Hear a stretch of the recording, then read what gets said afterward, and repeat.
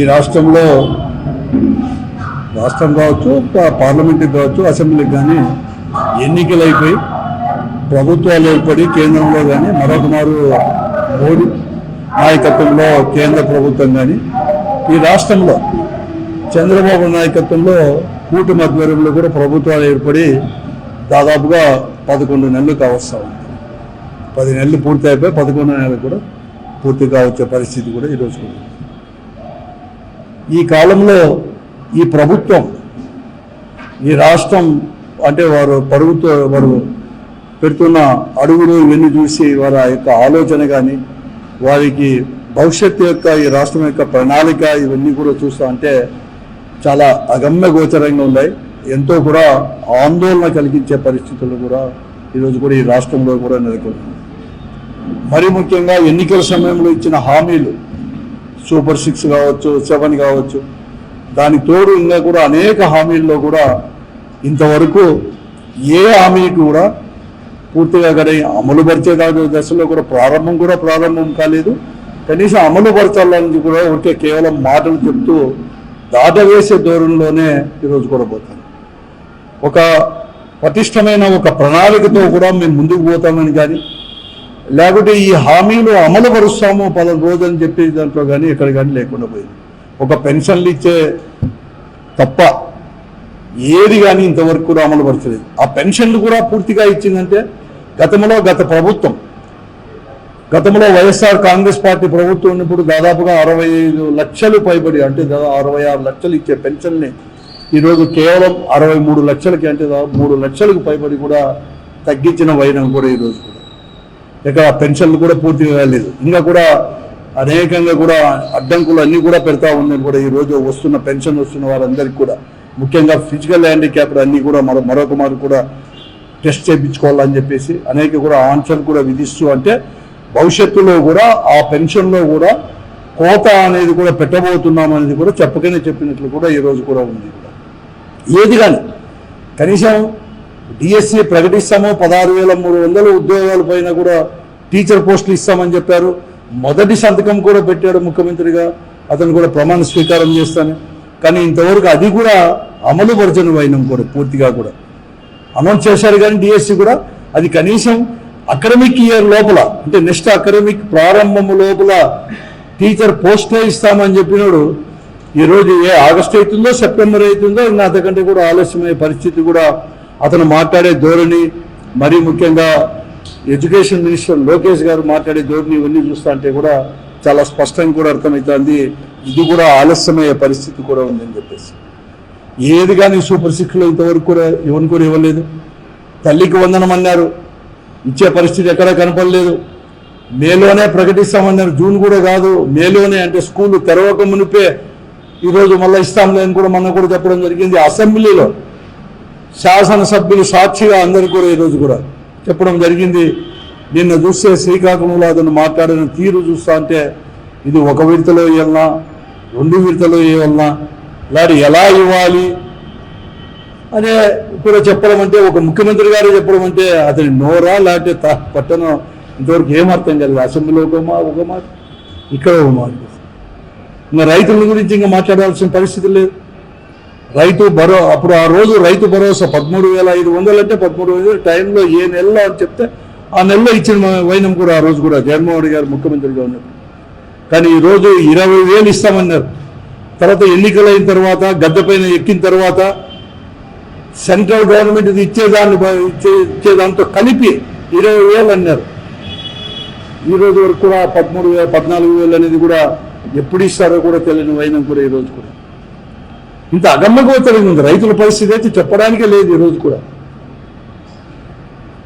కనీసం పండించిన పంటకు కూడా గిట్టుబాటు ధర అనేది కూడా ఇంతవరకు కూడా ఎక్కడ కానీ లేని కూడా లేదు. అన్నీ కూడా ధాన్యం తీసుకోండి, ఏది తీసుకున్నా కూడా ఈరోజు కూడా పెరుగుపించడం.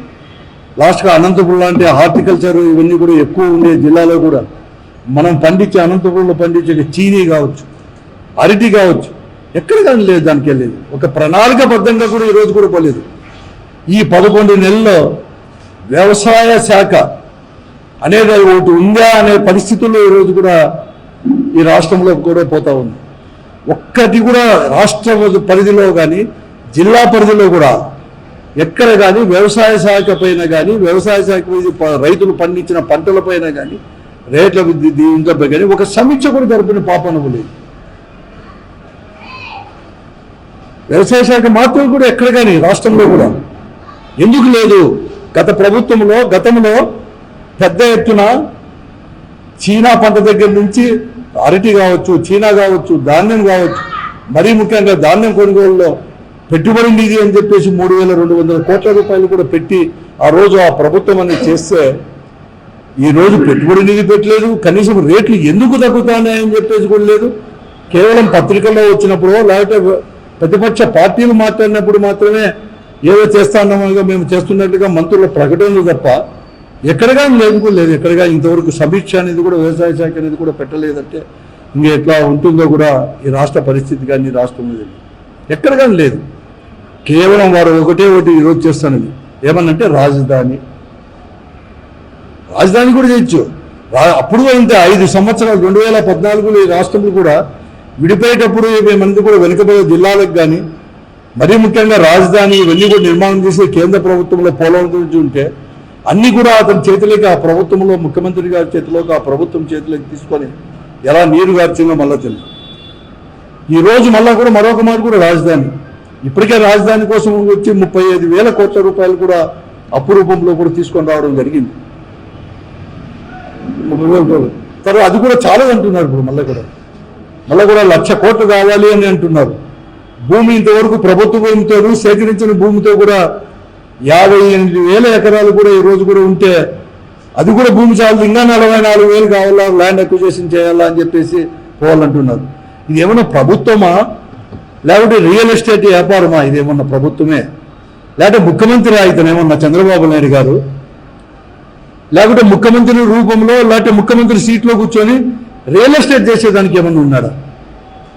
ఈరోజు రైతుల యొక్క ఆత్మహత్యలు కావచ్చు, ఎంతో రేటు లేకోకుండా ఎలాగో ఎంత గగ్గోలు పెడుతున్నారు రైతులు కావచ్చు, అనేక రకాలు ఈరోజు కూడా వారిచ్చిన హామీలు ఇవన్నీ దానిపైన ఆలోచన చేయకుండా కేవలం రాజధాని ఎలా అప్పులు చేయాలని చెప్పేసి ఇంతవరకు స్వాతంత్రం వచ్చినప్పటి నుంచి కూడా అనేక ప్రభుత్వాలు అనేక రాష్ట్రాల్లో కూడా ఏర్పడినాయి, కేంద్ర ప్రభుత్వం ఏర్పడింది.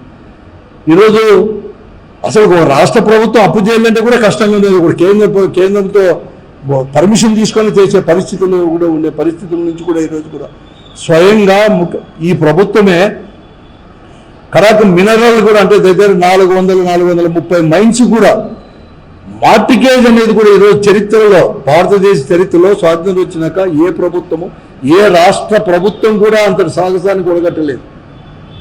ముఖ్యమంత్రిగా చంద్రబాబు నాయుడు గారు ఈ ప్రభుత్వం మాత్రమే మైన్స్ కూడా కొదవ పెట్టేసి అన్ని కూడా కండిషన్స్ కూడా వాళ్ళకి కావాల్సింది ఎక్కడ కానీ ఎవరు కానీ చేయలేదు. కొంతమంది ఇన్ని చేసినా కూడా ఈ రాష్ట్ర అభివృద్ధి పైన ఒక ప్రణాళిక ఉందంటే ప్రణాళిక లేదు. ఎక్సెప్ట్ రాజధాని. మేమేం రాజధానికి ఏమి వ్యతిరేకం కాదు, చేస్తామన్నారు కదా, చేయండి అంతేగాని. కానీ సర్వస్వము రాజధాని అని చెప్పి ఆ 5 సంవత్సరాలు ఎలా చేస్తాడో అలాగే మీకు రాజధాని నిర్మాణం చేస్తామని చెప్పేసి ఆ రోజు ప్రధానమంత్రి గారు ఆ రోజు ఫౌండేషన్ వేసిన పొద్దు మట్టి నీళ్లు ఢిల్లీ నుంచి తీసుకొని వచ్చేసి పార్లమెంట్ దగ్గర నుంచి తీసుకొని వచ్చి ఎలా ఇచ్చినాడో మరొక మారు రాజధాని పునర్నిర్మాణం కోసం మరొక మారు కూడా ప్రధానమంత్రిని తీసుకొచ్చినారు. అదే ప్రధానమంత్రిని ఫౌండేషన్ వేయించి ఈ ప్రధానమంత్రి అనేవారు ఏమీ కానీ చేయలేదు అని చెప్పేసి రద్దు చేసుకున్నోళ్ళు ఈరోజు మరొక మారు కూడా ఆ పార్టీతో పొత్తు పెట్టుకునేదే కాకుండా అధికారంలోకి వచ్చిన తర్వాత మళ్ళా రాజధాని పునర్నిర్మాణం కోసం ఏ నమ్మకంతో మళ్ళా ప్రధానమంత్రిని పిలుస్తున్నారో అర్థం కాదని పరిస్థితి. ఆ రోజు ఎందుకు మాట్లాడినా అటువంటి విషయంలో ఈ రోజు మరొక మారు ఎందుకు పిలుచుకొస్తున్నా ప్రజలకు జవాబు చెప్పాల్సిన బాధ్యత ఈ కూటమి ప్రభుత్వం పైన, ముఖ్యంగా ముఖ్యమంత్రి చంద్రబాబు నాయుడు గారి పైన లేదా అని చెప్పి నేను అడుగుతాను. చెప్పాల్సిన అవసరం ఉంది కదా. ఆ రోజు 38 కోట్లు 50 కోట్లు అన్నాడు, ఈ రోజు 1,00,000 కోట్లు ఎందుకు అవుతుంది అని కూడా చెప్పాల్సిన అవసరం కూడా ఉంది కదా. ఈ రోజు కూడా మరొక మారు కూడా భూమి ఎందుకు కావాలి 44,000 ఎకరాలు అని చెప్పి చెప్పాల్సిన అవసరం కూడా ఉంది కదా. ఇది మునిగిపోదని చెప్పిన వాళ్ళు పెద్ద కాలువలు ఇంపు సొంపులుగా కూడా తీసుకొని వచ్చేసి కాలువలకే ఖర్చు పెడుతున్నారే. ఆడబెట్టే కాలువలకు ఖర్చు పెట్టేంతంటే రాజధాని మునిగిపోకుండా వారు కట్టే బిల్డింగులు మునిగిపోకుండా మీరు అంత పెద్ద ఖర్చు పెట్టేవాళ్ళు కనీసం రాయలసీమ లాంటి వెనుకబడిన జిల్లాలో వరప్రసాదం లాంటి హంద్రీని వాళ్ళు వెడల్పు చేయమంటే డబ్బులు లేవని చెప్పి మీరంతా కూడా చెప్పేవాళ్ళు. మీరు అక్కడ కాలువ మునిగిపోతుందని చెప్పి అక్కడ రాజధాని కట్టుకుంటూ దానిలో వెడల్పు కాలువకి ఎన్ని వేల కోట్లు ఖర్చు పెడతానో ఆలోచన చేసుకోమని చెప్పి నేను అడుగుతా ఉన్నాను. ఈ ముఖ్యమంత్రి కానీ ఈ ప్రభుత్వాన్ని కానీ ప్రజలు కూడా ఇదంతా కూడా రాయలసీమలో ఉండే వెనుకబడిన జిల్లాలు అప్పుడు 7 జిల్లాలు ఇప్పుడు 14 జిల్లాలు అయినాయి. దాని గురించి ఇంతవరకు ప్రస్తావన లేదు. కనీసం ముఖ్యమంత్రి గారు నేను అడుగుతా ఉన్నాను, రేపు ప్రధానమంత్రి గారు వస్తున్నారు కదా, ఈ రాయలసీమకు నువ్వు ఎప్పుడు రాజధానికి ఇంకా కూడా అప్పి ఇప్పుడు ఇచ్చింది కాకుండా ఇంకా కూడా 1,00,000 కోట్లు కావాలా, లేకపోతే 60,000 కోట్లు కావాలా, 64,000 కోట్లు ఏదో కావాలని చెప్పి అడిగే బదులు వెనుకబడిన ప్రాంతాలకు ఏమి కావాలని చెప్పి స్పష్టంగా అడిగాయా ముఖ్యమంత్రి గారు? ఈ ఆంధ్ర రాష్ట్ర ప్రజల తరపున, ముఖ్యంగా వెనుకబడిన జిల్లాల తరపున ఒక స్పష్టమైన ప్రణాళికతో ఆ వేదిక పైన నువ్వు అడుగు. ఆ రోజు వెనుకబడిన జిల్లాలకు చేస్తామని చెప్పి చేయలేకపోయావు, రాష్ట్రము చేయలేకపోయింది, మీరు కూడా చేయలేకపోయారు. కనీసం మీరు ఇన్ని వేల కోట్లు, ఇన్ని లక్షల కోట్లు దీనికి కావాలి అని చెప్పి తీసుకొని రాని చెప్పి రాయలసీమకు ఉపయోగం అని చెప్పి పోలవరం ప్రాజెక్ట్ తీసుకొని వచ్చేసి 435 అడుగులు బదులు ఈరోజు 45.75 మీటర్ల అడుగు నుంచి ఈరోజు 41.15 మీటర్లకు తగ్గిస్తున్నారే. అసలు దానివల్ల ఉపయోగం ఉందా అని చెప్పి నేను అడుగుతా ఉన్నాను. కేంద్ర ప్రభుత్వం కుట్ర చేస్తే ఆ కుట్రలో మీరు కూడా భాగస్వాములైపోయి 41.75కి మాత్రమే ఒప్పుకొని ఖర్చు ఎక్కువైతుందని చెప్పేసో, లేకపోతే ల్యాండ్ అక్విజిషన్ కంటే మునుగ ప్రాంతాలకు కూడా వారందరికీ కూడా కాంపెన్సేషన్ ఇవన్నీ ఎక్కువ వేయాలని చెప్పి కేంద్ర ప్రభుత్వం ప్రతిపాదిస్తే దానికి తల ఊపి ఈరోజు ఈ రాష్ట్ర ప్రజలను మోసం చేయడానికి ఆ 45.75 మీటర్లను నుంచి 41.15 మీటర్లకు మధ్య చేస్తే దాన్ని డైవర్ట్ చేయడానికి కొత్తగా పోలవరము బనకచెర్ల అనుసంధానం చేస్తానని చెప్పి తీసుకొని వచ్చి ఈ రాష్ట్ర ప్రజల్ని మోసం చేయడానికి కాదా చంద్రబాబు నాయుడు గారు అని చెప్పి నేను అడుగుతాను. మీరు అక్కడ పోలవరం హైట్ తగ్గించిన తర్వాత ఆ నీళ్ళు తీసుకొచ్చి ఎలా తీసుకొని వచ్చి ఇస్తారు? మీరు దాన్ని అనుసంధానం చేస్తామని చెప్పేసి ప్రజలను మభ్యపెట్టడానికి దారి మళ్ళీ అంటే ఆలోచనను దారి మళ్లించడానికి వీళ్ళు చేసేది తప్ప మరొకటి కాదా? హైట్ తగ్గిస్తా అంటే మీరు అడగలేరా? దాన్ని ఆ వేదిక పైన అడగండి. మీరు పోలవరాన్ని కేవలం 41.5 కాదు 45.75 మీటర్లకు ఎంత లోపల చేస్తావు? కనీసం 28, 29 ఎన్నికలు పోయేదానికంటే ముందుగా అయినా కూడా కంప్లీట్ చేస్తారా? 26కి అయితే మీరు చేస్తామంటున్నారు కదా 41.75కు, మిగతాది కూడా 45.75 కానీ కూడా 47కో 48కో కంప్లీట్ చేస్తామని హామీ ఇప్పించగలవా అని చెప్పి నేను అడుగుతాను చంద్రబాబు నాయుడు గారికి. ఎవరిని మోసం చేయడానికి మీరు అధికారంలోకి వచ్చినప్పుడు కూడా ప్రజలకు ఎన్నికల ముందు ఒకటి చెప్తారు, ఎన్నికలు ఏం చెప్పి చెప్తారు. ఇంత పెద్ద ఎత్తున దోపిడీ జరుగుతా అంటే రైతుల గురించి నువ్వు మాట్లాడు, ధాన్యం రేట్లు కానీ ఇవన్నీ కూడా. కాబట్టి ఇప్పటికైనా చంద్రబాబు నాయుడు గారు స్పష్టంగా, ఎందుకంటే 11 నెలలు అంటే ఇంకా మహా 30-40 రోజులు అయిపోతే 1 సంవత్సరం పూర్తి కాబోతా ఉంది. ప్రధానమంత్రి గారు కూడా ఈ సందర్భంగా మీరు తీసుకొని వస్తున్నారు 2వ తేదీ. ఆ వేదిక పైన ఒక స్పష్టంగా కూడా చెప్పాల్సిన బాధ్యత మీ ఇద్దరి పైన, ప్రధానమంత్రి పైన, తర్వాత మీ పైన, ముఖ్యమంత్రిగా మీ పైన కూడా ఉంది అని చెప్పేసి నేను చెప్తా ఉన్నాను. రైతాంగ సమస్యలు కావచ్చు, అనేకమైన సమస్యలు కూడా ఈరోజు కూడా తీసుకొని రావాలి, ఆలోచన చేసుకోమని చెప్పి నేను అడుగుతాను. ఏనాడైనా ఈ 11 నెలల్లో ఒక రాజకీయ ప్రయోజనాలు తప్ప రాష్ట్ర ప్రయోజనాల గురించి ఆలోచన చేసినావా ముఖ్యమంత్రి గారు అని చెప్పి నేను అడుగుతాను. కేవలం రాజకీయ ప్రయోజనాలు, మాటలు అంత తప్ప రాష్ట్ర ప్రయోజనాలు అనేది కూడా ఎప్పుడు కానీ చేయలేకపోయినాం. అందరినీ మోసమే. పరిశ్రమలు తీసుకొని వస్తానంటివి, పరిశ్రమలు మాత్రం నువ్వు తేలేదు. కానీ ఊరూరా 1 కాదు 2 కాదు పరిశ్రమలు అని చెప్తే పరిశ్రమల బదులు ఏం తీసుకొచ్చినామంటే బెల్ట్ షాపులు తీసుకొని వచ్చేసి కనుక అనంతపురం లాంటి జిల్లా కేంద్రంలో కూడా ఎప్పుడు కానీ లేదనమాట. ఏదో పల్లెల్లో విన్నాం బెల్ట్ షాపులని గతంలో కూడా 40 ఏళ్ళు 50 ఏళ్ళ నుంచి కూడా మేము కూడా విన్నాం. కానీ ఆ బెల్ట్ షాపులు అనేది కూడా టౌన్లో కూడా పెట్టుకొని అమ్ముతానే కూడా అడిగే నాథుడే లేడు, ప్రశ్నించేవాడే లేదు. అన్ని జిల్లా కేంద్రాల్లో కూడా కనీసం పోలీసు వాళ్ళ ముందరే అవన్నీ కూడా బెల్ట్ షాపులను పెట్టుకొని అమ్మినారు. ఎక్కడగా లేదు. ఏమైనా సాధించినాడంటే ఒకటి ఇంతవరకు చేసింది ఏది కానీ ఇంతవరకు ఏమీ లేదు. అది చెప్పింది ఏమీ లేదు. ఒక తప్ప 99 రూపాయలకే ఒక క్వార్టర్ బాటిల్, 99 రూపాయలకే ఒక క్వార్టర్ బాటిల్ తాగండి, పండుకోండి. ఇంకోటి ఏమన్నా అంటే ఎక్కడ కానీ ఇంతవరకు ఇన్లేదు. ఎక్కడ కానీ 99 రూపాయలకే ఒక విలువైన భూమి ఎక్కడైనా కానీ, సారీ 99 పైసలకే ఒక విలువైన భూమి, కోట్లు 99 కోట్లు కాదు లక్షలు కోట్లు విలువ చేసే భూమిని కూడా 99 పైసలకి ఇవ్వచ్చు అని ప్రూవ్ చేసినోడు ఎవరంటే ఈ దేశంలో ఏ ముఖ్యమంత్రి అంటే చంద్రబాబు నాయుడు గారు. ఎవరి కోసం ఇవన్నీ చేస్తారు? కాబట్టి ఇప్పటికైనా కానీ దీన్ని ఒక స్పష్టంగా కూడా 2వ తేదీ ప్రధానమంత్రి గారు వస్తున్నారు కాబట్టి ఈ రాష్ట్రంలో వెనుకబడిన ప్రాంతాల నుంచి రైతులు కావచ్చు, రైతులు గిట్టుబాటు ధర కావచ్చు, ఇన్ని విషయాలపైన కూడా అభివృద్ధి పైన కానీ ఒక ప్రణాళికబద్ధంగా కూడా తర్వాత పోలవరం పైన కానీ ఇవన్నీ కూడా చెప్పించాలని చెప్పేసి నేను కూడా ప్రత్యేకంగా ఈ రాష్ట్ర ప్రభుత్వానికి, ముఖ్యమంత్రికి, డిప్యూటీ ముఖ్యమంత్రి పవన్ కళ్యాణ్ గారికి ప్రత్యేకంగా నేను మనవి చేస్తున్నాను.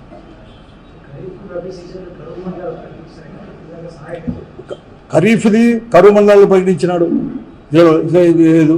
అలాగే ఈ జిల్లాలో కూడా రబీలో కూడా మళ్ళా కరువు మండలాలుగా ప్రకటించినాడు. ఇక్కడ 5, అక్కడ వచ్చి సత్సాయి జిల్లాలో 2, మొత్తం 7 జిల్లాలుగా ప్రకటించినాడు. మొత్తం 7 మండలాలు మాత్రమే ప్రకటించినాడు. 63 మండలాలు అంటే 7 చేశాడు. కానీ సహాయక చర్యలు ఎక్కడ కానీ లేదు. తాగే నీళ్లు కూడా లేకుండా వెళ్ళిపోయినాయి ఈ 7 మండలాలుగా చాలా దగ్గర కూడా. దాని గురించి కూడా ఇంతవరకు ప్రణాళికబద్ధంగా ఎంత బాధాకరం అంటే ఒక ఇన్ఛార్జ్ మంత్రి ఈ జిల్లాకు మొన్ననే 10 రోజుల కిందటో 12 రోజుల కిందటో వాళ్ళ పార్టీ సమన్వయం చేయడానికి మాత్రం ఆర్ఎన్బి గెస్ట్ హౌస్లో మీటింగ్ పెట్టుకుంటారు. కానీ ఈ జిల్లా పరిస్థితి ఏమి, ఈ జిల్లాలో తాగునీటి సమస్య ఎలా ఉందే, కనీసం రబీలో కూడా మనము ఇవన్నీ కూడా ఈ ప్రాంతాలు ఈ మండలాలుగా ప్రకటించినవి కరువు మండలాలుగా. ఆ కరువు మండలాలుగా ఏం చేస్తున్నారు, ఉపాధి హామీ పనులు జరుగుతున్నాయా లేదా, మరి ముఖ్యంగా అనంతపురం కోసమే ఉపాధి హామీ వచ్చింది. అనంతపురం కొన్ని జిల్లాల కోసమే మొదటి ఉపాధి హామీ పథకాన్ని తీసుకొచ్చింది. కనీసం అటువంటి దగ్గర కూడా ఎలా జరుగుతుందని కూడా సమీక్షించిన పాపనే పోలేదు. వాళ్ళ రాజకీయాలు తప్ప మరొకటి ఏం లేదు.